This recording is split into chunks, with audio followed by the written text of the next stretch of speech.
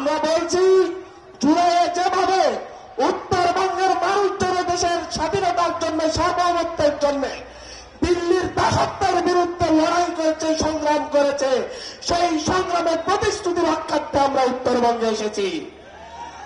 আমাদেরকে বারবার বলা হয়ে থাকে উত্তরবঙ্গের মানুষকে পিছিয়ে পড়া জনগোষ্ঠী। আমরা বলি উত্তরবঙ্গের মানুষ পিছিয়ে পড়া জনগোষ্ঠী নয়, তাদেরকে পিছিয়ে রাখা জনগোষ্ঠী।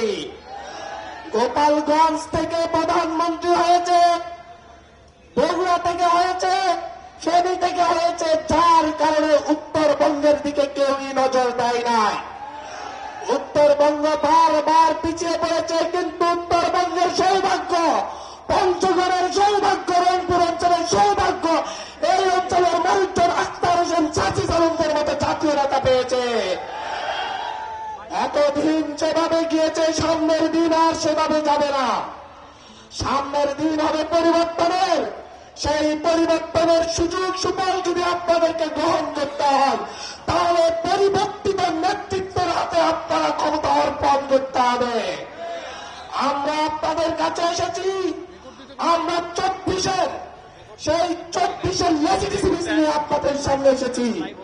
আমরা আপনাদের সামনে এসে বলতে চাচ্ছি, আমরা যেমন জুলাইয়ে পিছপা হই নাই, ইনশাআল্লাহ সামনের দিনে এনসিপির নেতৃবৃন্দ এই দেশের স্বার্থের বিরুদ্ধে কখনো যাবে না, পিছপা হবে না, হবে না, হবে না।